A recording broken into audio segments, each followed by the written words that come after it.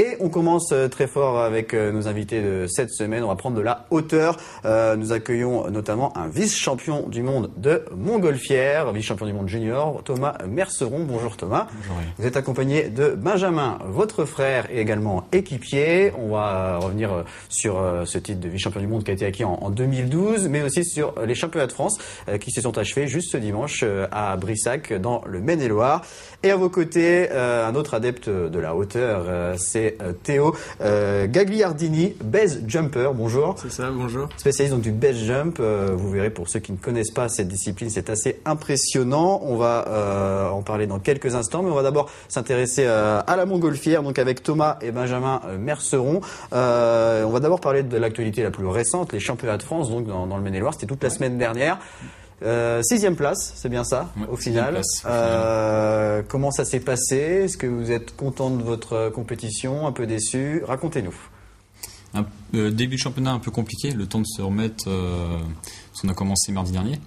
Donc les 3 premiers vols, on n'était pas satisfaits, donc on était dans les 15 premiers, bon ça allait encore. Et c'est vraiment sur la fin, on a réussi à remonter. Le vendredi matin, on était à la 3e place.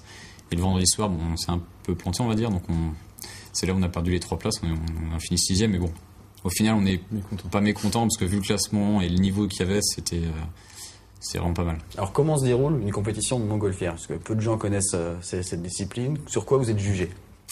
Alors la compétition, elle a duré tout d'abord 7 vols. On a eu 22 épreuves, donc c'est-à-dire qu'on a plusieurs épreuves par vol. Donc on va dire le plus simple, c'est que tous les ballons vont décoller du même endroit.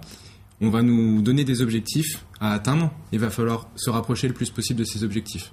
Et pour montrer qu'on est passé près, on a un bout de tissu qui fait 2 mètres de long, qui est lesté au bout de 100 grammes. Il faut lâcher ce bout de tissu au centre de l'objectif. D'accord. On a quelques images du championnat de France à Brissac-Quincé. Les conditions, quelles conditions vous avez eues durant ce championnat? Une super semaine. On a eu un temps vraiment, on ne peut pas avoir mieux parce qu'il a fait beau toute la semaine. Donc on a vraiment fait tous les vols, alors que c'est assez rare en général de faire autant de vols. En plus, on avait des visibilités assez importantes. Ouais, on voyait super loin. Pendant tout le championnat, on a réussi à voler entre le sol et 3000 mètres quasiment. Donc après, c'est ça, en montgolfière, pour se diriger, en fait, on va monter, descendre, trouver les vents qui peuvent nous emmener sur les objectifs, sur les cibles. Donc là, c'est vrai que c'était un championnat qui était très très intéressant. On pouvait vraiment s'amuser, autant faire du résultat et vraiment prendre du plaisir à voler. C'est vrai que c'était assez sympa. L'un des éléments importants, c'est la météo. Ouais, l'élément le plus important, c'est vraiment la météo. C'est ce qui nous fait tout. C'est suivant la météo, ça a déterminé si on va pouvoir voler ou pas. Après, suivant les vents, les prévisions qu'on a, on sait ce qu'on peut faire comme direction et trajectoire. Donc c'est vrai que c'est vraiment la météo qui détermine tout. C'est pour ça que un ballon, ça reste assez magique. C'est qu'il faut vraiment des conditions météo très carrées. Pas trop de vent, pas de brouillard, pas de pluie, pas d'instabilité. Donc c'est vrai que c'est ce qui fait aussi le charme, c'est que ça vole très peu. Donc on va revenir à la montgolfière avec donc les 2 frères Merceron. Donc on a parlé du championnat de France, 6e place. Qu'est-ce qui vous préparez maintenant, puisqu'il y avait des championnats du monde l'année dernière? J'imagine qu'il y en a l'année prochaine. Il y en a la prochaine, parce que là, cette année, il y a les championnats d'Europe qui se déroulent en Pologne. Donc là, on n'est pas encore classé pour ça. Et donc là, la 6e place qu'on a eue au championnat de France nous a permis de se classer 5e au niveau rang national.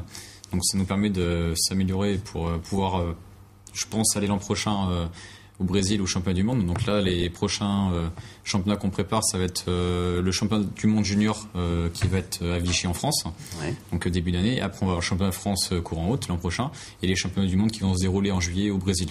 Donc on espère être classé et après, ça dépend des emplacements. Donc là, ça sera un championnat du monde senior. Senior, avec vraiment les meilleurs pilotes mondiaux, avec du très très très haut niveau. C'est vrai que c'est... À chaque fois, vous êtes 2 dans...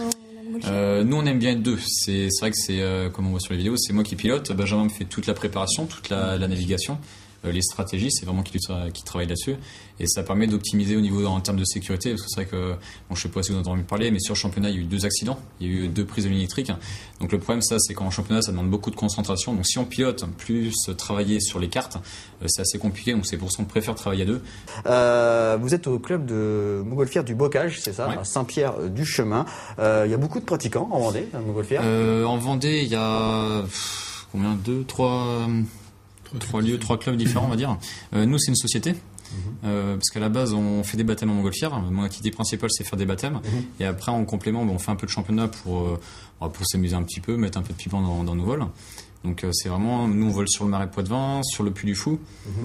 C'est vraiment les deux secteurs qu'on survole le plus. Une activité que beaucoup pratiquent, j'imagine, en loisir et pas forcément en compétition. Ouais, voilà. Vous êtes beaucoup de compétiteurs, comment ça se passe En France, en Vendée en tout cas. en Vendée, en compétiteur, on est les seuls. Vous êtes les seuls, On est d'accord. les seuls. En Vendée, on est les seuls. Là, par exemple, Champion de Vendée chaque année. Ouais, voilà. En gros, c'est ça. Au championnat de France, il y avait 45 équipages français. D'accord. Donc c'est pas énorme. Ça représente un budget, j'imagine, Ouais, assez important. Les championnats, on va dire, les championnats nationaux, ça va encore. C'est en termes de budget, bon, on arrive à les financer, nous, on va dire qu'on fait ça en budget pub. Après, c'est tout ce qui est championnat à l'étranger. Donc l'an dernier, l'avantage c'était en Lituanie, donc c'était pas trop loin, donc on a réussi encore à la financer. Mais le problème, c'est comme l'an prochain, ce qu'on disait, si ça se passe au Brésil ou des choses comme ça, c'est là où il va falloir essayer de trouver des sponsors pour pouvoir financer justement ces déplacements. Bon, le fait d'être deux frères en compétition, est-ce que c'est pour vous un avantage ou est-ce que c'est peut-être un peu plus compliqué des fois? Pour moi, gros avantage. ouais, c'est un gros avantage. Parce que là, on est complètement complémentaires. Et surtout, je pense qu'on est en l'air, donc on est dans une nacelle qui fait 1 mètre carré. On va passer 2h30 dans le ballon et on peut pas se dire, bah non, je quitte la salle. Ouais, c'est sûr. Donc pendant 2h30, il faut se dire les choses. D'accord. Donc je pense qu'en étant frères, on ose dire les choses et il n'y a pas de... On se dit tout. Ouais, si ça va pas, ça de va tête. pas. Etc. Vous avez toujours été ensemble ou alors, je sais pas, Thomas, vous avez peut-être eu d'autres... Au tout début de mes championnats, parce que ça fait 5 ans que je fais de la compétition, 6 ans, au début je changeais entre mes équipiers au sol, parce qu'on a une équipe aussi au sol qui travaille pendant le championnat, ça c'est aussi important. Ouais. Donc on tournait pour faire voler tout le monde, sauf qu'à un moment, pour arriver à un certain niveau, faut vraiment avoir une super cohésion avec le navigateur, et avec Benjamin, c'est vrai que ça se passe super bien.